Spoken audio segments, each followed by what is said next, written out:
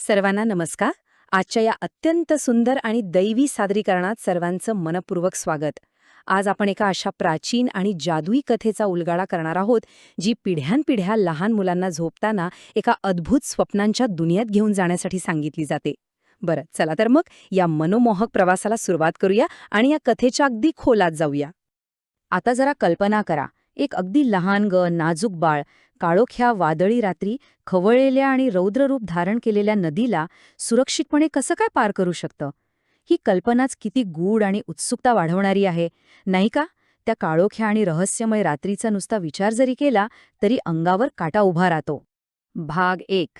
मथुरेची सावली. या कथेची सुरुवात होते ती एका प्राचीन शहरापासून. मथुरेच्या आकाशात त्या रात्री जणू भयानक काळे ढग दाटून आले होते, जे संपूर्ण शहरावर एक भीतीदायक सावली पाडत होते.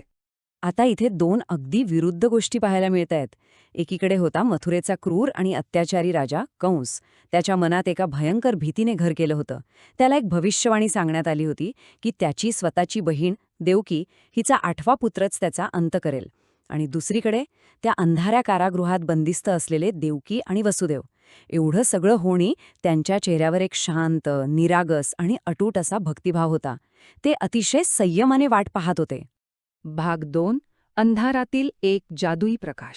आता इथली खरोखरच सर्वात रंजक आणि थक्क करणारी गोष्ट म्हणजे ती भयानक काळोखी आणि वादळी रात्र क्षणात एका दैवी आणि सुंदर प्रकाशात कशी बदलून जाते ते पाहणं. मध्यरात्रीची वेळ होती. बाहेर भयंकर वादळ सुरू होतं आणि अगदी त्याच वेळी एक दैवी चमत्कार घडला. साक्षात भगवान श्रीकृष्णांचा एका अत्यंत गोंडस आणि नाजूक बाळाच्या रूपात जन्म झाला. बाळाच्या जन्मासोबतच संपूर्ण कारागृहात एक मंद, शांत आणि उबदार असा प्रकाश पसरला. आणि आश्चर्य पहा, वसुदेवांच्या हातापायातील त्या जड लोखंडी बेड्या आपोआप आणि अगदी निश्शब्दपणे तुटून पडल्या. तिथे उभ्या असलेल्या पहारेकऱ्यांना साधी चाहूलही लागली नाही आणि तुरुंगाचे ते भव्य दरवाजे स्वतःहून हळुवारपणे उघडले गेले. जणू काही निसर्गच त्या चिमुकल्या बाळाच्या आगमनासाठी आपला मार्ग मोकळा करत होता. भाग 3. एक जादुई नदी ओलांडण्याचा प्रवास. आता कारागृहाचे दरवाजे उघडले होते आणि बाहेरच्या मुसळधार पावसात एक अत्यंत धाडसी पण तितकाच जादुई प्रवास सुरू होणार होता. वसुदेवांनी त्या चिमुकल्या गोड बाळाला एका टोपलीत अगदी हळुवारपणे ठेवलं.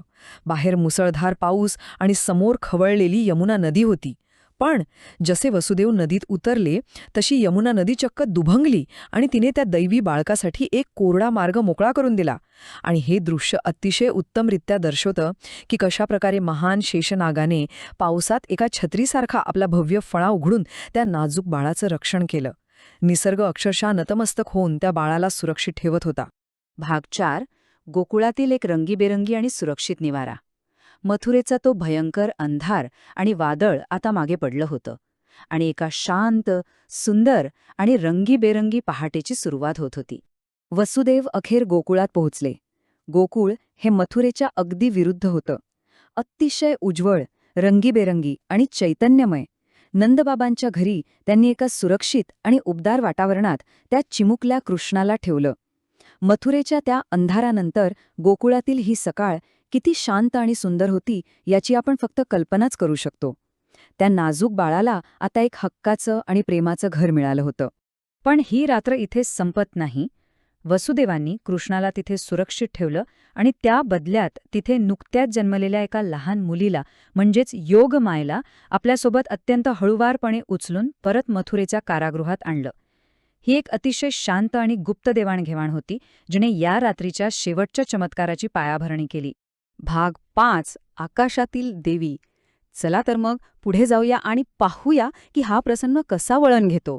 जेव्हा क्रूर कंसाला कळतं की देवकीला बाळ झालं आहे, तेव्हा तो अत्यंत रागाने तिथे धावत येतो. कंसाने त्या लहान मुलीला मारण्याचा क्रूर प्रयत्न केला, पण जसा त्याने तिला हातातून फेकण्याचा प्रयत्न केला तशी ती लहानगी त्याच्या हातातून अलगद निसटली आणि थेट आकाशात उडाली. आणि तिथे तिने एका अत्यंत तेजस्वी, भव्य देवीचं रूप धारण केले. ती काही साधी मुलगी नव्हती, तर साक्षात दैवी ऊर्जा होती. आणि मग आकाशातून एक दैवी आणि अत्यंत शक्तिशाली आवाज घुमला. तुझा संहार करणारा जन्माला आला आहे. ही आकाशातून झालेली गर्जना होती, जिने कंसाच्या विनाशाची भविष्यवाणी कायमची निश्चित केली. त्या रात्रीचा गूढ शांततेत ही गर्जना सत्याचा विजय घोषित करत होती. भाग 6. प्रेम आणि सत्याचा विजय. या अद्भुत रात्रीचा आणि त्या चिमुकल्या बाळाच्या आगमनाचा खरा अर्थ नेमका काय होता? तर इथला सर्वात महत्वाचा मुद्दा हा आहे की श्रीकृष्णांच्या या दिव्य जन्मामागे एक सर्वोच्च उद्दिष्ट होतं. एका नव्या दैवी जीवनाची सुरुवात झाली होती.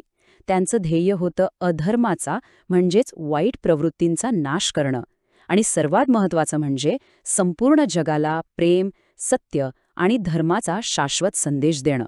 त्या नाजूक बाळाच्या आगमनाने संपूर्ण जगासाठी आशेचा एक नवा किरण आणला होता. आणि म्हणूनच ह्या अत्यंत सुंदर कथेचा सारांश आपल्याला ह्या वचनात मिळतो. जेव्हा जेव्हा अधर्म वाढतो तेव्हा तेव्हा देव पृथ्वीवर अवतार घेतात. पण आता जाता जाता विचार करण्यासारखी गोष्ट ही आहे की आजही जेव्हा आपल्या सभोवतालच्या जगात अंधार दाटून येतो तेव्हा हेच दैवी तत्व आपल्यातही आशेचा किरण जागृत करू शकतं का? ह्या जादुई कथेच्या गोड आठवणी आणि ह्या प्रश्नासोबतच आपण आजचं हे सादरीकरण इथेच थांबूया. जय श्रीकृष्ण.